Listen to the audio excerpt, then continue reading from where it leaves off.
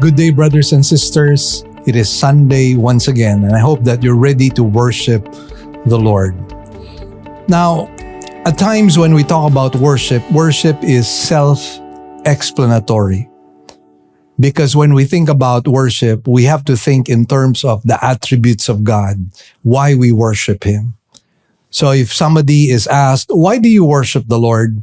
Well, you worship the Lord because He is a good God. Because He is a God of loving kindness. He is a God of covenant loyalty. We worship God because He is faithful. And because He is a great God, a God of miracles, a God who provides, a God who heals, a God who strengthens. But one of the things I believe that is often neglected is the fact that we worship God because He is a holy God. And because God is a holy God, He is the ultimate judge of mankind. And I believe if only for that reason, or maybe we should say that should be one of the reasons, among other things, why we should worship the Lord. I'd like to read to you a passage from Ecclesiastes 12, verses 13 to 14, where it says the conclusion, when all has been said, is fear God and keep His commandments, because this applies to every person. For God will bring every act of judgment, everything which is hidden, whether it is good or evil. Yes, friends, at the end of the day, whatever we do, however we respond to God, it's going to be judged by the Lord. And because of that, we must give Him our full reverence and worship.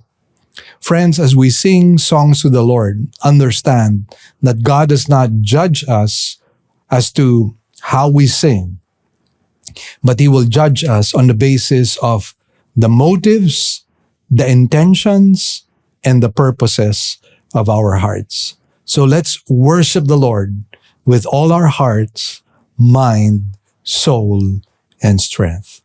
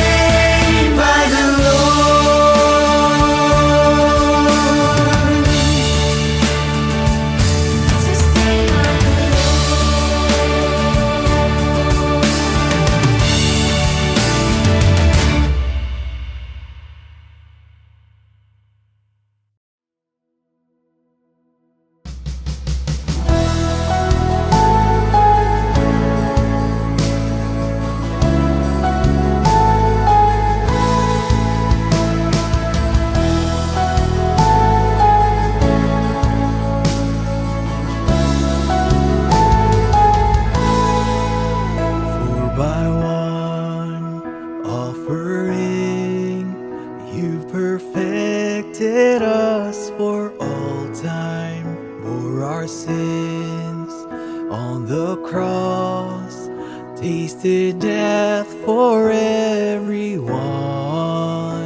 How costly is your love for us, for you chose to die for us. How marvelous, how awesome is your amazing love for us.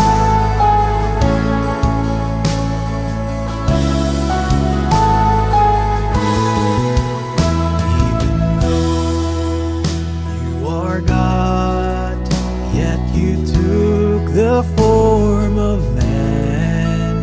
Willingly you obeyed, even to the point of death. How costly is your love for us, for you chose to die for us. How marvelous, how awesome is your amazing love for us.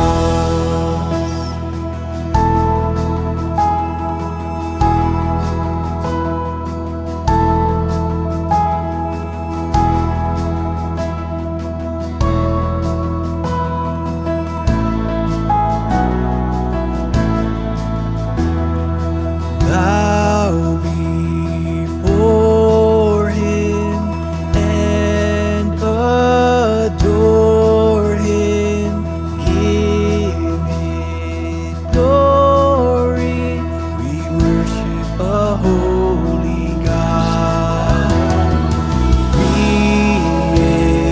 exalt you, our Redeemer. To our Savior be glory and majesty, be glory and majesty. How costly is your love for us, for you chose to die for us. How marvelous, how awesome is your amazing love for us. How costly is your love for us, for you chose to die for us. How marvelous, how awesome is your amazing love for us.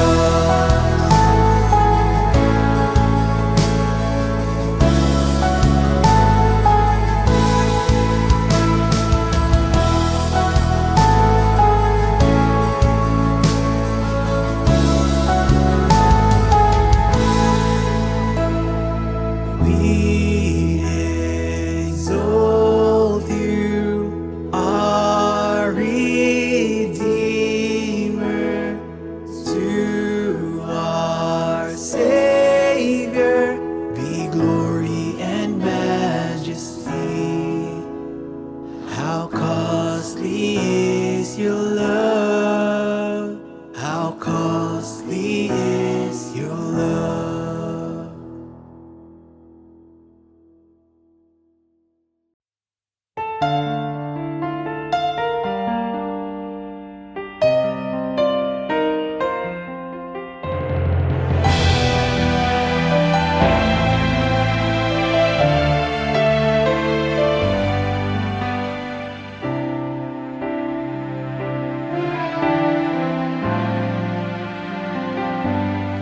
Ang pag-ibig mo walang katulad, inalay mo buong buhay mo para sa kaligtasan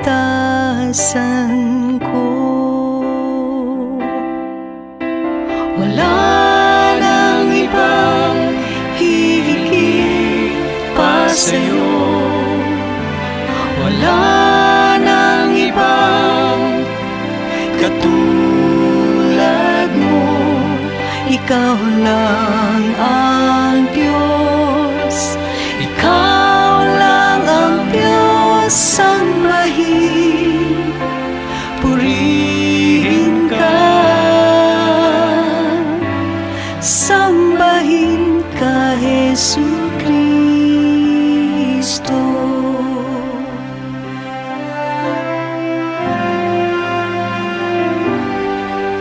Aking Ama, puno ng awa, dakila ka. Tapat kang tunay, tanggapin ang awit ko. Wala nang ibang hihigit pa sa'yo. Wala nang ibang katulad mo. Ikaw lang ang Diyos. Ikaw lang ang Diyos, sambahin, purihin ka. Sambahin ka, Jesu Kristo. Wala nang ibang hihigit pa sa'yo. Wala nang ibang katulad mo. Ikaw lang ang Diyos. Ikaw lang ang Diyos, sambahin, purihin ka. Sambahin, purihin ka.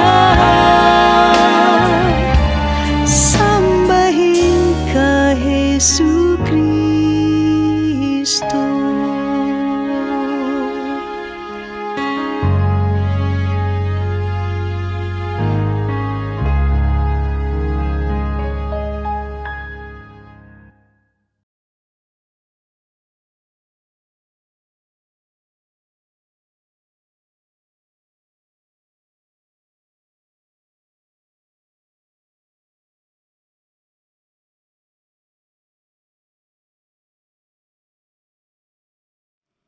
Here are our announcements. We now have two kinds of services. We will still have our virtual services for majority of our members through our Facebook page, Living Word Christian Churches of Cebu, International Incorporated, and our website, www.livingword.ph, and our YouTube channel to view our services. We enjoin you to watch the coverage of our service every Sunday at 9 o'clock in the morning. Great news, everyone. We already have 3 weekend services. Every Saturday at 9 a.m. for the Cebuano service, and 2 services on Sundays at 9 a.m. and 4 p.m. for the English services.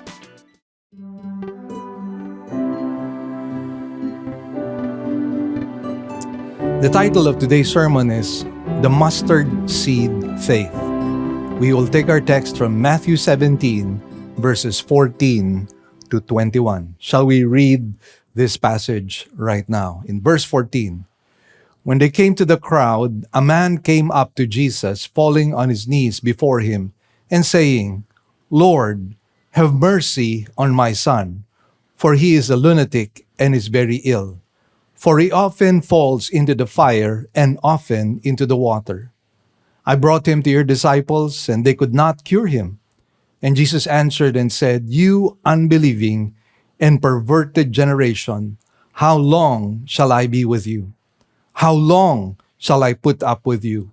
Bring him here to me. And Jesus rebuked him, and the demon came out of him, and the boy was cured at once. Then the disciples came to Jesus privately and said, Why could we not drive it out? And he said to them, Because of the littleness of your faith. For truly I say to you, if you have faith the size of a mustard seed, You will say to this mountain, move from here to there, and it will move, and nothing will be impossible to you. But this kind does not go out except by prayer and fasting. Let us pray. Heavenly Father, we thank you once again for this blessed day that you've given us, that we might be able to study your word once again. Lord, we pray that you might help us in our study. We trust, Lord, that you will be with us. We pray that you will be with our hearts and with our minds, so that our study today may not simply add knowledge, but that it might produce transformation in our lives. Lord, we seek your face, and we trust, Lord, that you will glorify your name as you've always done. We ask again the blessing of your Holy Spirit. In Jesus' blessed name we pray. Amen and amen. See, brethren, there are times when God calls us to perseverance. And this happens when you and I face a lot of adversities, trials, and storms in our lives. And what God calls us to do is to somehow grit our teeth and allow that storm to pass.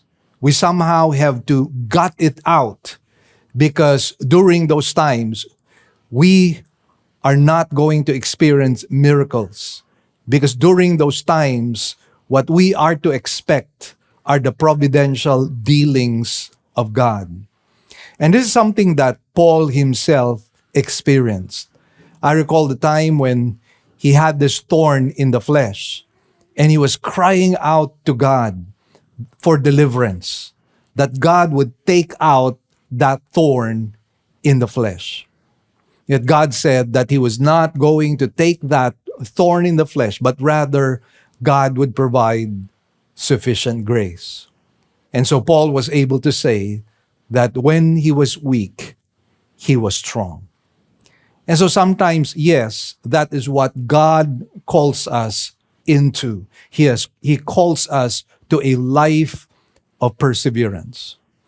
On the other hand, there are times when God wants to do something supernatural or something that is beyond extraordinary. And during those times, God calls us to faith. And the faith that God requires is really small faith. And I will try to explain it to you as we study this particular narrative. You know, the problem more often than not is that even this small faith that God requires of us is something that is not present, or something that you and I do not have. And so we remain miserable, we remain defeated, and it's not because it's God's will, but because we have lost by default. Many times, ours is a case of no faith and no win situation. And we have to understand that even though God requires small faith in these instances, we are to remind ourselves that without faith, it is impossible to please God. In fact, if we really think about it, how did our Christian journey begin? Our Christian journey began with faith, and it continues with faith. And I pray that we might somehow imbibe a lifestyle of faith, because that is what this narrative is really teaching us. So allow me to share to you three things that we will see in this passage. In the first part, we're going to see in verses 14 to 16, the plea and frustration of a desperate father. And we find this in verses 14 to 16. In the second part, we're going to talk about the rebuke and the frustration of the Son of God in verses 17 to 18. And then, just to break it down to you, in verse 17, we're going to talk about the rebuke and the frustration on the disciples. And then in verse 18, the rebuke and the healing of the demonia. In our third and final point, we're going to talk about the lesson on faith to the disciples in verses 19 to 21. And so at this point, I'd like us to move forward and let's talk about the plea and frustration of a desperate father as found in verses 14 to 16. So allow me to read verse 14 and 15 first of all. It says, when they came to the crowd, a man came up to Jesus, falling on his knees before him and saying, Lord, have mercy on my son, for he is a lunatic and is very ill, for he often falls into the fire and often into the water. Now you will notice here the desperation of the father. And the first phrase that I'd like us to have a look at is that phrase, have mercy, which somehow translates the aorist imperative of the Greek word eleio, which means the father here was imploring Jesus to demonstrate sympathy and compassion as soon as possible to his son. The father wanted immediate relief for his son, and we will see the reasons why as we look further into the son's condition. There are a few other things I'd like us to note here because there are certain nuances in the Greek that we somehow miss in the English translation. For example, the word my here, referring to the son, happens to be a focus emphasis in Greek.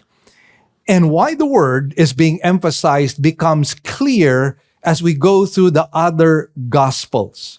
And the reason are as follows. Number one of the things we have to discover here is that this son was the only son of this father. And we see this in Luke chapter 9 and verse 38. Allow me to read this passage. It goes, and a man from the crowd shouted, saying, Teacher, I beg you to look at my son, for he is my only boy. So here we find Mr. Único Hijo, the only son, the only boy that this father had.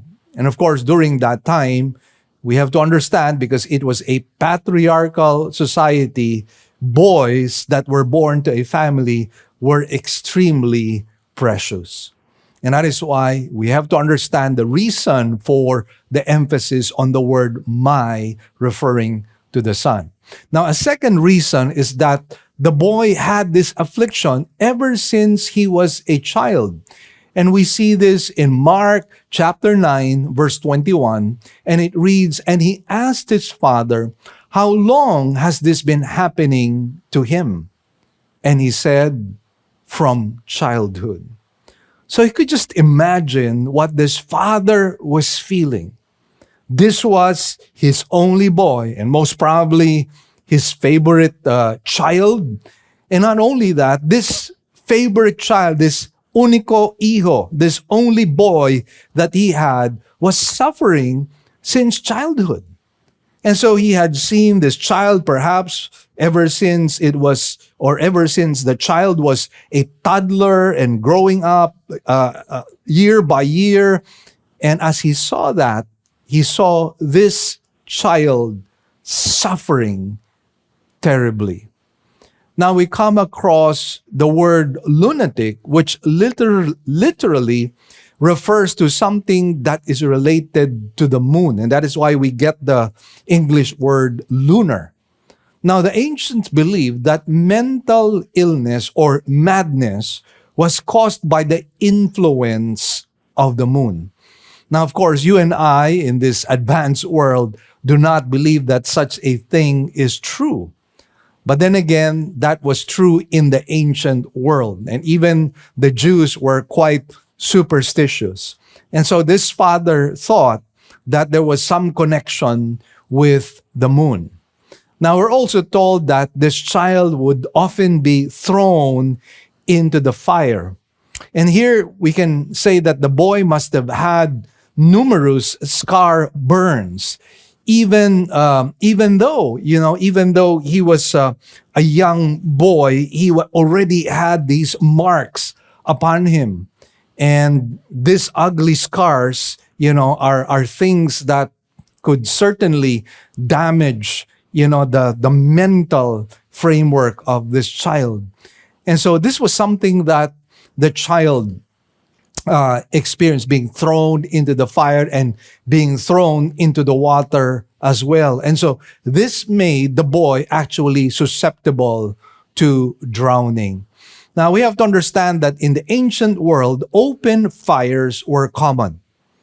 Obviously, because they had no light as we have it now. And there were also open bodies of water, which were also common. But there are other things I think that we have to recognize insofar as this narrative is concerned. The father also sensed that this was no mere natural phenomenon, but the result of demonization, as we find in Mark chapter 9 and verse 17. Now, I'd like us to read additional details which we can actually find in other passages like the Gospel of Luke. And so, allow me to read Luke chapter 9, verse 39. Maybe we can start from verse 38. And this is what it says. It says, "And a man from the crowd shouted, saying, 'Teacher, I beg you to look at my son, for he is my only boy. And a spirit seizes him, and he suddenly screams, and it throws him into a convulsion, with foaming at the mouth, and only with difficulty does it leave him, mauling him as it leaves.'" And so clearly here we find that the father discerned that this was no mere medical phenomena or mere biological or physiological phenomena. There was something supernatural about this.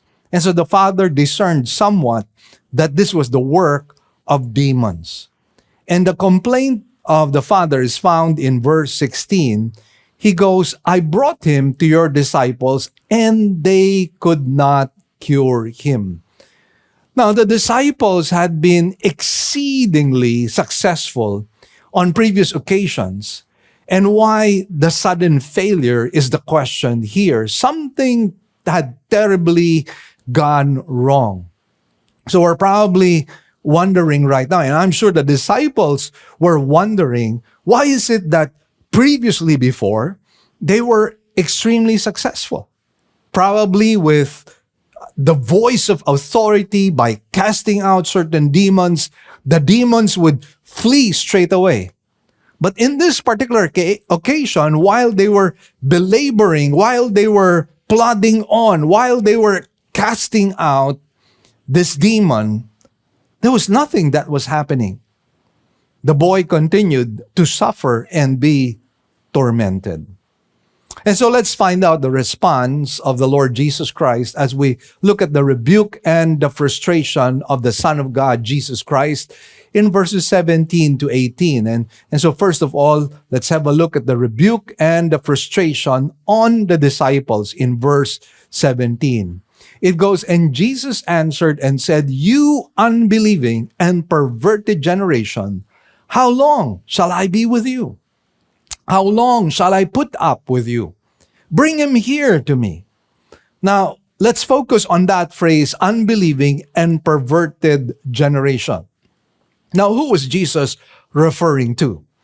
Now, I believe this was primarily addressed to the disciples whom he had taught and endowed with power and authority.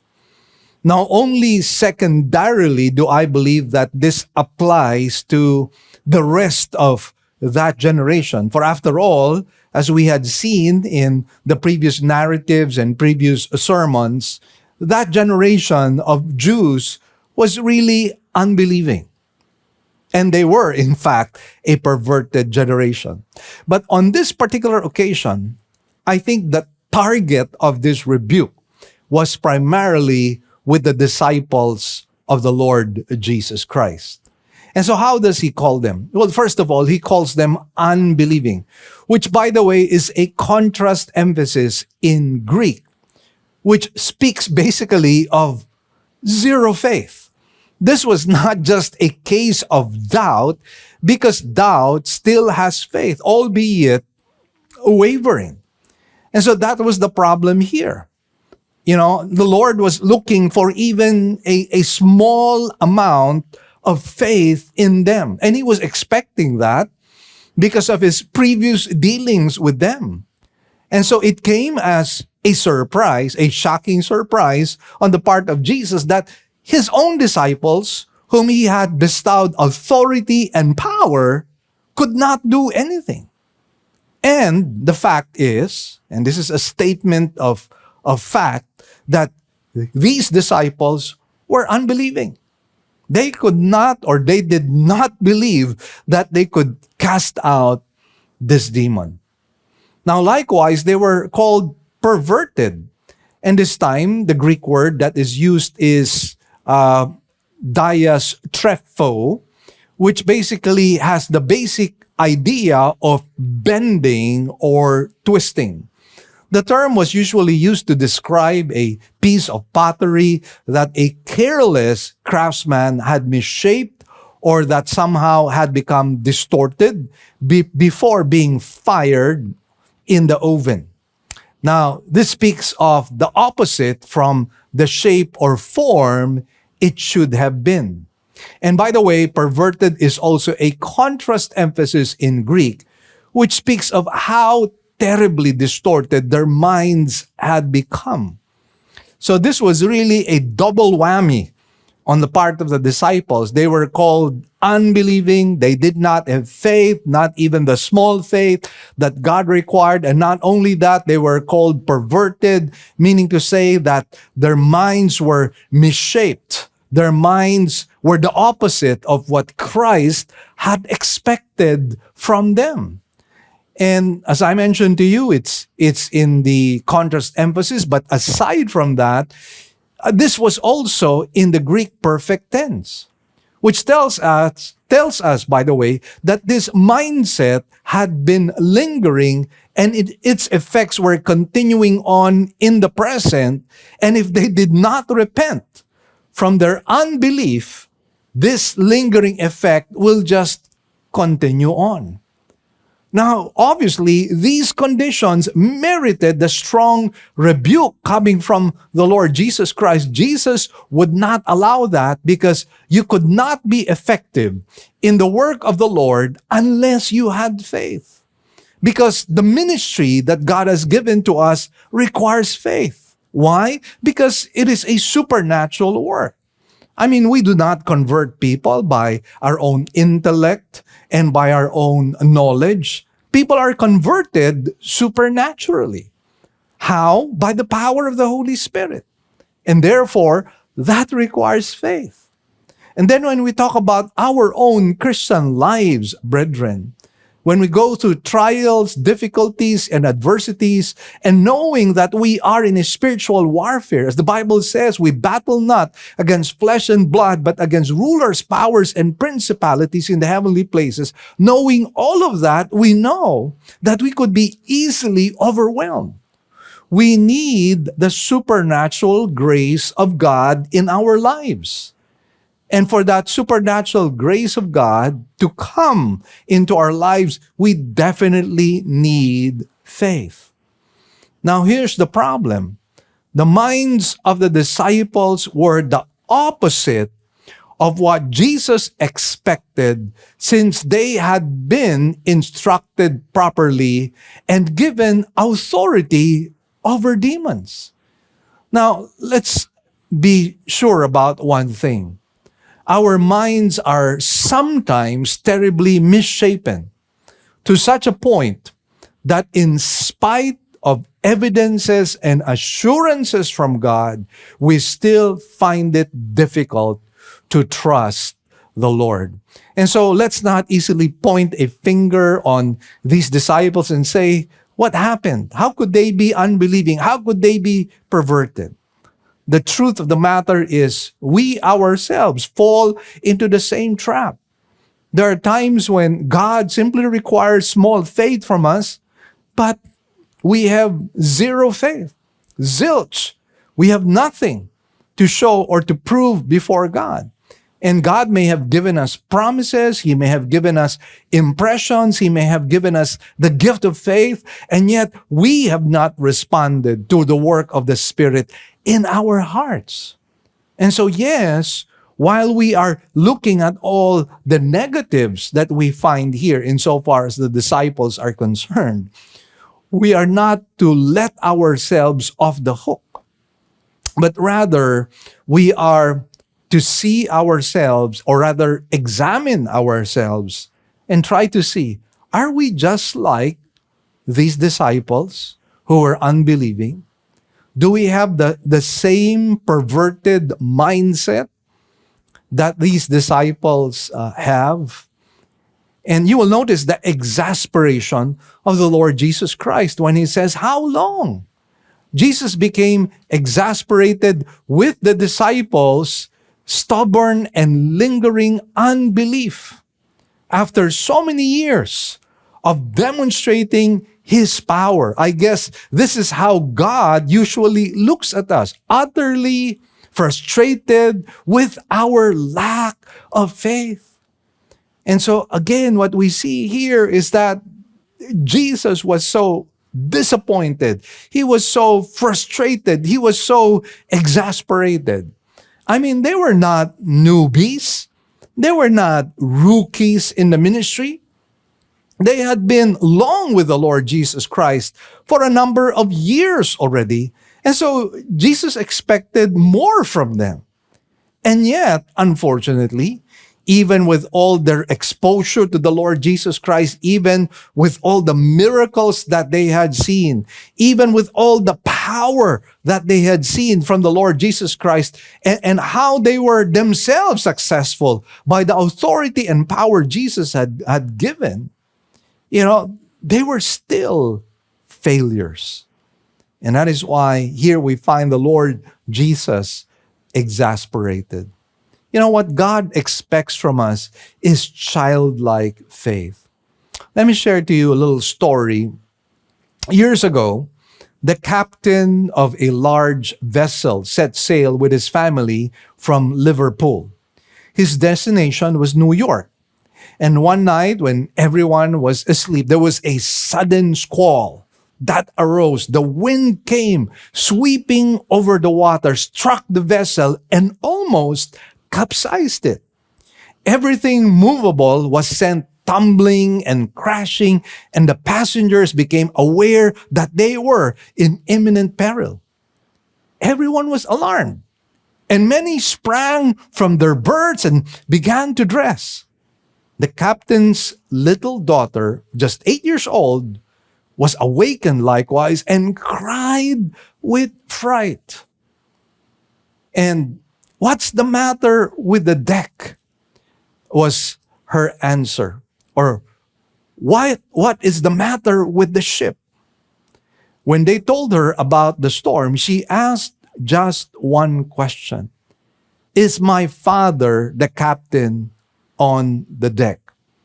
Assured that he was, the little one dropped back onto her pillow without a fear. In spite of the howling winds and crushing waves, she had soon fast asleep. This young daughter of 8 years old trusted her father. And of course, friends, we're not talking about trusting a human father or a human captain of the ship. We are putting our trust in the creator of the universe, the Almighty God, Yahweh, in whom nothing is difficult and nothing is impossible. And so let's move on and let's talk about the rebuke and the healing of the demoniac in verse 18. And let me just read this passage. And Jesus rebuked him, and the demon came out of him, and the boy was cured at once. Now, let's focus on a phrase from this verse of scripture. I'd like us to focus on that phrase, cured at once. What we are dealing here is immediate healing the moment Jesus spoke. Immediate healing. And so just try to imagine the scenario here. This boy probably had been misshapen. I mean, his face must have been disfigured because of the burns. Maybe even his back was badly burned, and maybe he had scars in his arms, or maybe even in his hands and on his feet. And definitely because of demon possession, I'm sure the boy had some very disturbing features, and the countenance must have been dark. But all of a sudden, boom, there was an immediate change. No longer was the boy having seizures. There was no more foaming of the mouth, no more grinding of the teeth. He no longer had to fear being thrown into the fire and being drowned in the water. His countenance had completely changed. And that is why this miracle, this casting out of the demon, I believe had a tremendous radical effect on the people who were watching. They must have been in awe of what had happened. And perhaps all those scars and burns that this child had must have been healed instantly as well. And all of a sudden, this child may have had the skin of a baby. And so this was really a stupendous miracle. And why not? We're talking about the Son of God, the Lord Jesus Christ. Nothing is impossible with him. And by the way, this is one other credible, incontrovertible evidence that Jesus indeed is the Messiah. Jesus indeed is the Christ. No demon was powerful to fight, to contradict, to go against the Lord Jesus Christ. Jesus had power and authority over all demons. And once again, that proved he was the Messiah.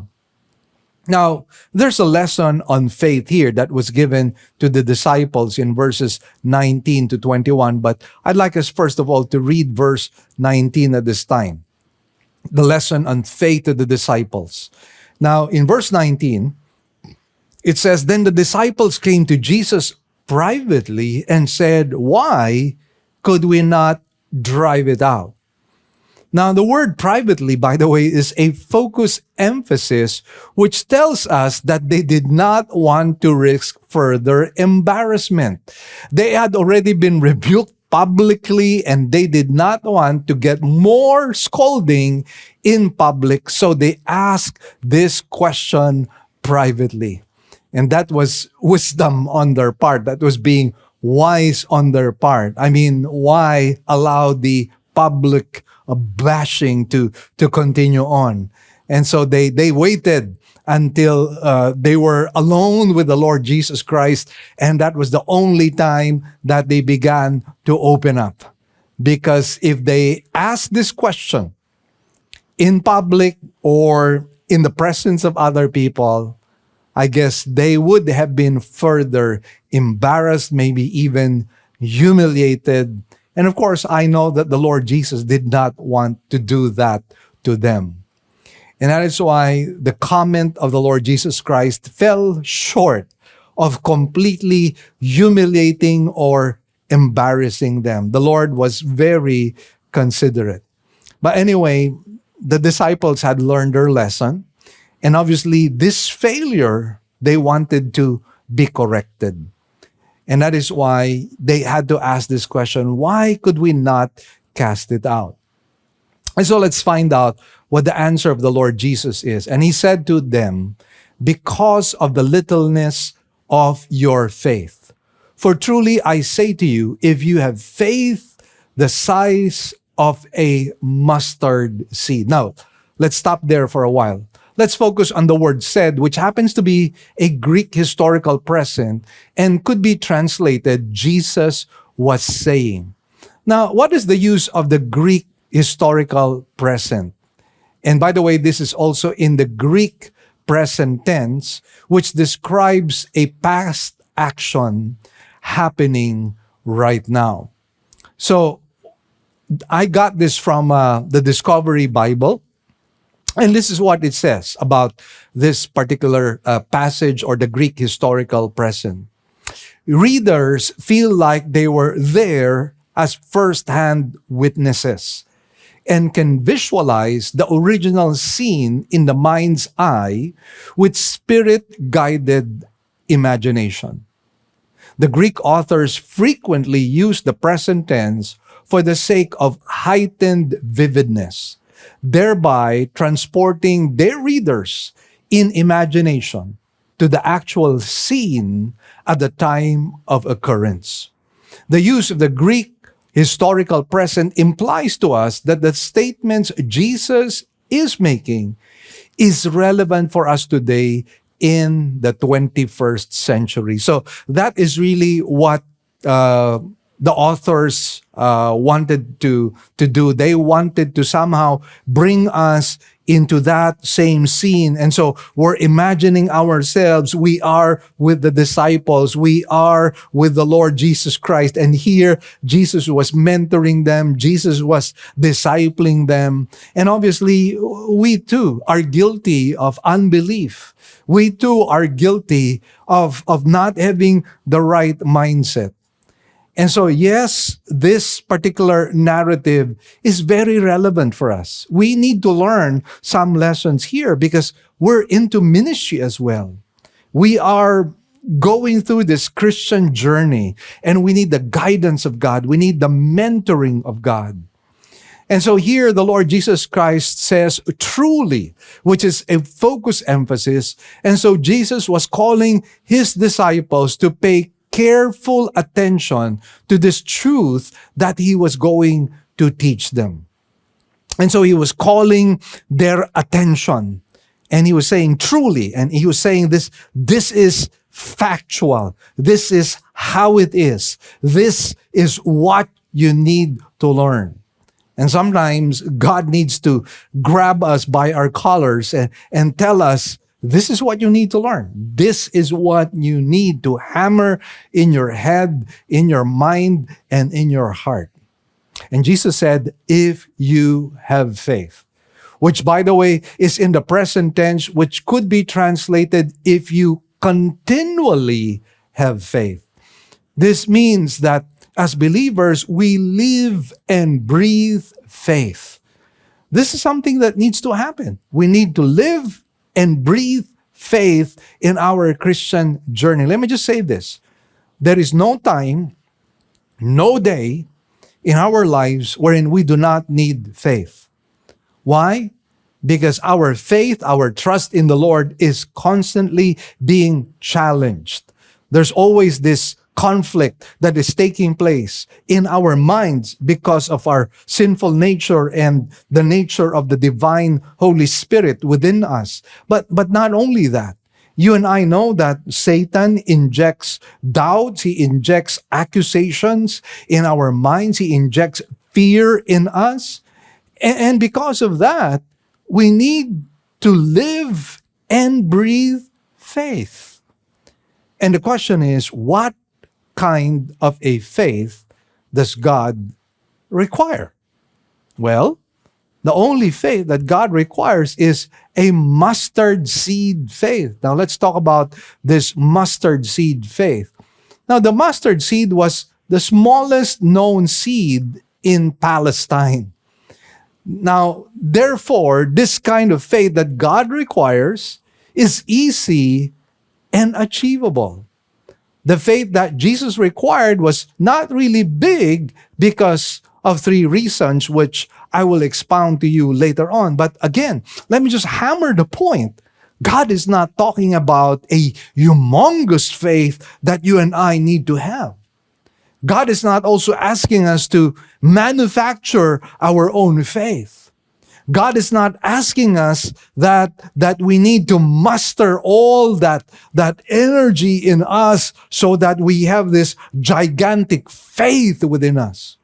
No. The only thing that God requires of us more often than not is a mustard seed kind of faith. And as I mentioned to you, it was the smallest known seed in Palestine. So yes, friends, that's what God requires. And yet the truth of the matter is, if we're going to be honest, sometimes even this mustard seed faith We don't even have that. We have zero faith so many times. Now, remember, I told you that the faith that Jesus required was not really big because of three reasons. Now, I'd like to share to you what those three reasons are. Number one, the Lord had already given them word, authority, and assurance that they could cast out demons. Where do we find that? Matthew 10, verses 6 to 8. Maybe you can start reading from verse 5. It says, "These 12 Jesus sent out after instructing them, 'Do not go in the way of the Gentiles, and do not enter any city of the Samaritans, but rather go to the lost sheep of the house of Israel. And as you go, preach, saying, the kingdom of heaven is at hand. Heal the sick, raise the dead, cleanse the lepers, cast out demons. Freely you received, freely give.'" So again, there was no reason for them to doubt. They had already been given authority. They had already been given the power to be able to cast out demons. That was very clear as early as Matthew chapter 10. That was already given to them. So no reason not to have even that small faith, even that mustard seed faith. Now, secondly, it was something they had already seen and experienced in Jesus and their ministry. Likewise, Jesus had appointed another 70 from the 12 apostles to cast out demons, and they too were successful. I'd like to read this to you. Luke chapter 10, verse 17. It reads, "The 70 returned with joy, saying, 'Lord, even the demons are subject to us in your name.' And he said to them, 'I was watching Satan fall from heaven like lightning. Behold, I have given you authority to tread on serpents and scorpions and over all the power of the enemy, and nothing will injure you. Nevertheless, do not rejoice in this, that the spirits are subject to you, but rejoice that your names are recorded in heaven.'" Notice what it says here. I was watching Satan fall from heaven like lightning. What is that telling you? Well, Satan is a defeated foe. And this is the reason why Jesus was successful. This was the reason why the 12 apostles were successful when they were given that authority. This is the reason why the 70 others whom Jesus sent into the field, into the vineyard, were successful. Why? Because Satan is a fallen foe. And that is the third reason, by the way. Thirdly, the verses above clearly state that Satan was a defeated foe and was therefore powerless against the authority given by Jesus to his disciples. So what? It was just really mustard faith that they needed to bring about the results. So again, no humongous faith, no gigantic faith, no faith like the galaxies.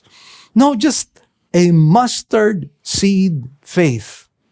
The smallest kind of faith that you could muster. And by the way, friends, this is not manufactured faith, by the way. This is the faith that God gives to us. And that is why we should not fail. Why? Because although it is a mustard seed faith, it is given to us by God as a gift. So again, we're not talking about manufactured faith, faith that we ourselves work on. So here's the problem. The faith that they had was even smaller than the small faith that Jesus required. And when you think about it, even today, the kind of faith that Jesus requires is as small as a mustard seed. That's all that God requires of us. So again, God is not trying to make things difficult for us. God is not trying to stretch us too far. God is not really trying to challenge us as if God Himself becomes our adversary. No, friends.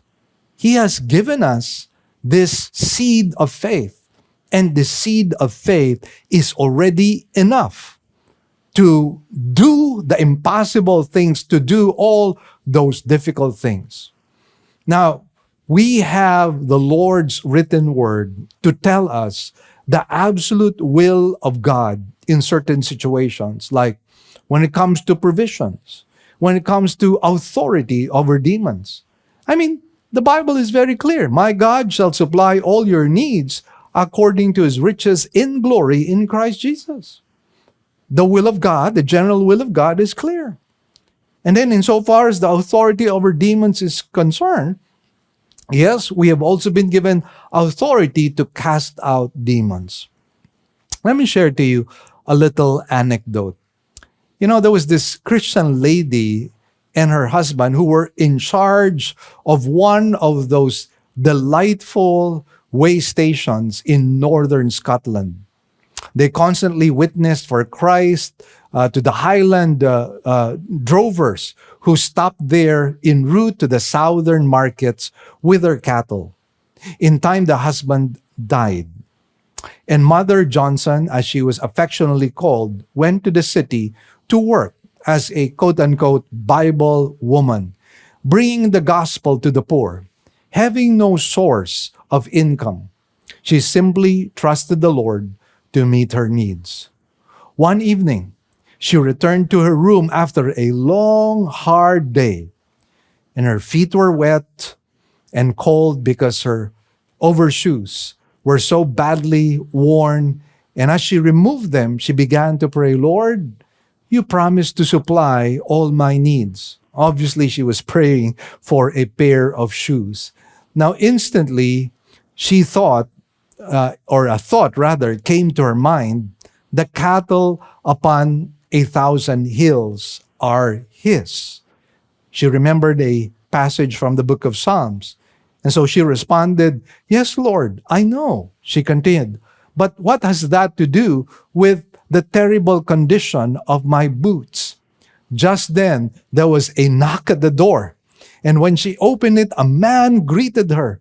Mother Johnson, he said, the cattle brought a good profit this year, and one of your old drover friends sent you this. And he placed in her hands more than enough money to pay for a pair of new boots. With face aglow, she said, now I understand about His cattle. Indeed, friends, when it comes to provisions, all we need is mustard seed faith, because the Lord has promised that He will provide for our needs.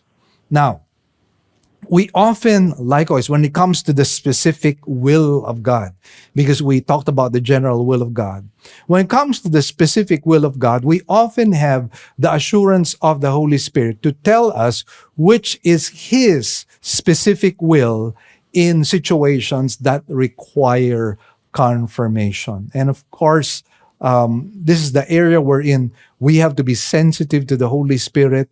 We have to be discerning insofar as how He wants to guide us and lead us. And of course, in the Old Testament, you had the cloud of glory and the pillar of fire to guide the people of Israel.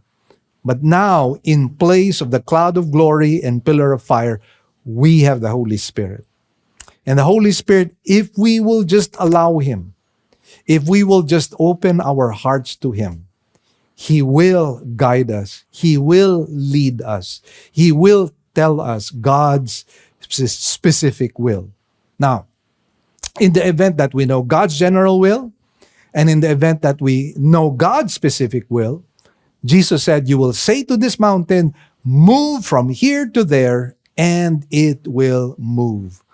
Now, the mountain here should not be taken literally, but it somehow represents extreme difficulties in our lives. And boy, do we have a lot of extreme difficulties in our lives. And we have to understand God can move that mountain through the faith that He gives to us. Now, God's power is often available, but it needs a switch to turn it on And what is that switch? It is the switch of faith.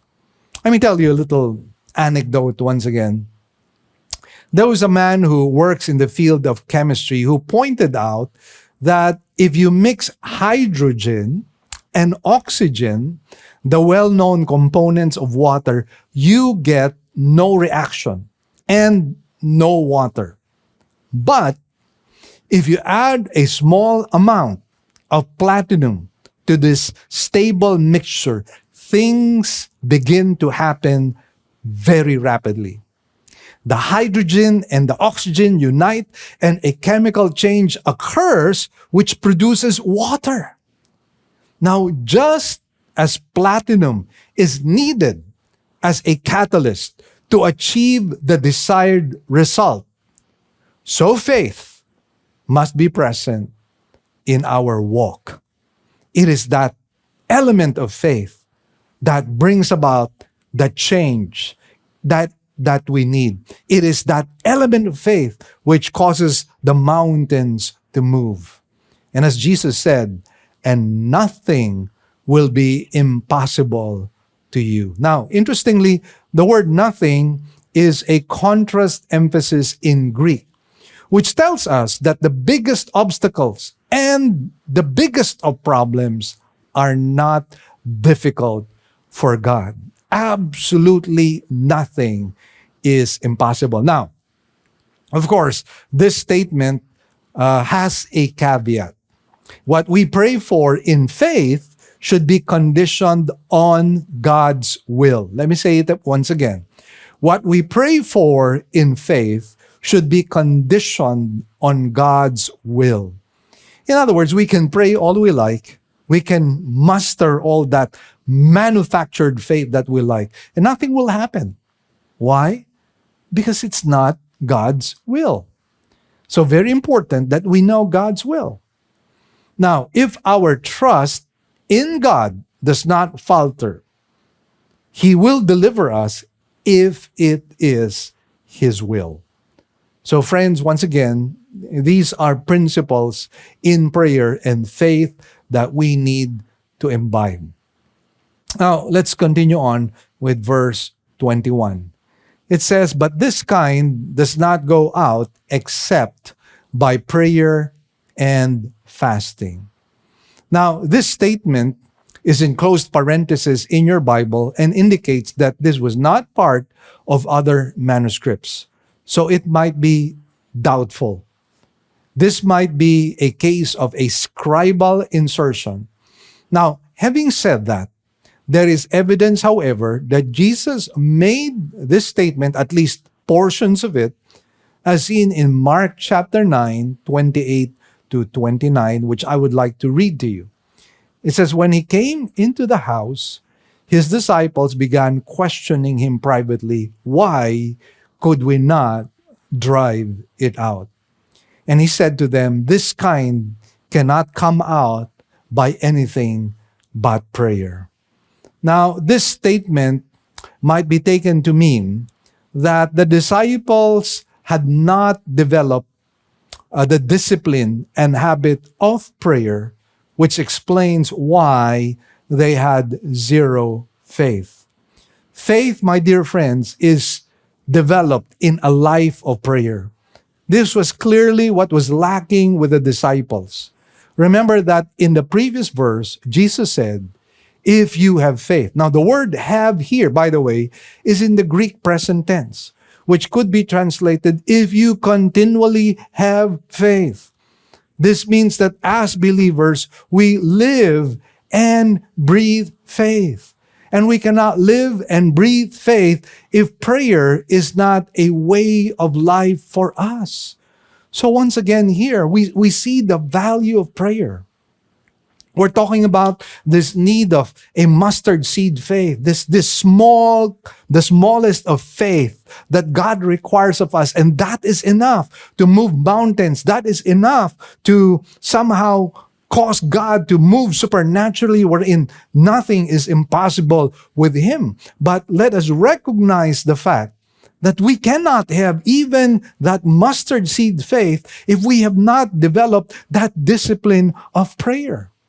Because it is in prayer that we have this intimacy, this communion with God, this dialogue with God. And through this dialogue, our faith is strengthened. We are empowered by the Lord. And somehow God reminds us in prayer of His goodness, of His faithfulness, of His greatness, of His power, and of His promises. And as He gives that to us, as He grants that to us, our faith rises up. And so we will definitely have that mustard seed kind of faith. But how can we have that if we are lazy in prayer? How can we have that if we're complacent? How can we have that if we do not develop that habit of a lifestyle of prayer? So friends, this is a challenge to us. Because again, faith is not something that we need just when we have problems. No, we need faith every single day of our lives. Because every single day of our lives, we are going to be challenged. And that is why faith is an absolute essential when it comes to this Christian journey. Now, the bottom line is that we should have a life of faith. And we should exercise the mustard seed of faith whenever God requires of it. And with that faith, we will all be able to move mountains. That faith, however, can only go strong because of a life of prayer. And that's why, friends, develop a life of prayer. Now, that ends our study for today, and I pray that this has been a very powerful lesson for all of us. Let's come before the Lord in a word of prayer. Heavenly Father, we thank you and bless you, Lord, for this blessed day. We are so grateful to you, Lord. You are our teacher. And Lord, today we just ask that whatever we have discussed, this might be planted in the hearts and in the minds of the people. We thank you, dear Lord, in Jesus' name. Amen and amen. And so, friends, thank you for tuning in with us. And I pray that you will continue to subscribe to our YouTube channel and our Facebook page. Click the notification bell so that you get updated. Please share this to as many people as possible. We want the Word of God to spread to as many people as possible, to as many cities as possible, to as many communities as possible, to as many nations as possible. So please, help us spread the word. And so we'll see you again next week. God bless you all. Here are our announcements. We now have two kinds of services. We will still have our virtual services for majority of our members through our Facebook page, Living Word Christian Churches of Cebu, International Incorporated, and our website, www.livingword.ph, and our YouTube channel to view our services. We enjoin you to watch the coverage of our service every Sunday at 9 o'clock in the morning. Good news, brothers and sisters! Our radio program will now be heard nationwide through FEBC radio stations. As an added bonus, all Living Word original songs will likewise be aired as well. So, if you would like to listen to our radio program, we're coming out in the following stations. 702 DZAS AM, broadcasting from Pasig every Sunday, 11 a.m. to 11:30 in the morning. We're also coming out from 104.3 DWAY FM from Legazpi. This is also every Sunday from 10 to 10:30 in the morning. And for those of you in Tacloban, we're coming out from 97.5 DYFE FM every Monday from 11:30 in the morning to 12 p.m. For those of you in Zamboanga, We are coming out from our station in 1116 DXAS AM every Sunday from 11:30 to 12 p.m. Also, for those of you in Davao, we're coming out from 1197 DXFE AM every Sunday from 2 o'clock in the afternoon to 2:30 p.m. For those of you in Coronadal, we're also coming out from station 1062 DXKI AM every Saturday from 8 to 8:30 p.m. And for those of you in Cagayan de Oro, we're coming out from 103.3 DXJL FM every Sunday from 8 to 8:30 p.m. And for those of you from Metro Cebu, we're coming out from 98.7 DYFR FM every Saturday and Sunday from 8 to 9 p.m. Please tell your friends about this and tune in to our radio program. Let us pray that God might use this radio program to become a blessing to as many people as possible. God bless you all. Great news, everyone. We already have 3 weekend services every Saturday at 9 a.m. for the Cebuano service and 2 services on Sundays at 9 a.m. and 4 p.m. for the English services. We'd also like to thank our partners, our members who have been consistently giving to partner with us in the work of the Lord. We'd like to share our giving channels to those who would like to partner with us in the work of the Lord. You can deposit your love offerings to the following banks. Banco de Oro. Account name is LWCCCII. The account number is 001-000-60800. We also have a BPI account. Account name is Living Word Christian Ministries, Cebu Incorporated. Account number is 1021023481. Finally, we have RCBC. Account name is LWCCCII. Account number is 14520052886. To give via GCash, just follow these simple steps. From your GCash app, click Bank Transfer.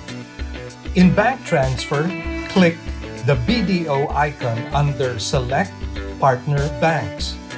Enter the amount. Enter the name LWCCCII and account number 001-000-60800 and send the receipt to office@livingword.ph. Then click Send Money. You may also send your love offerings and donations online through our website.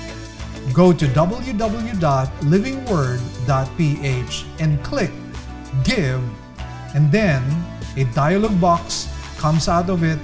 Kindly click on your giving preferences. Thank you, and God bless.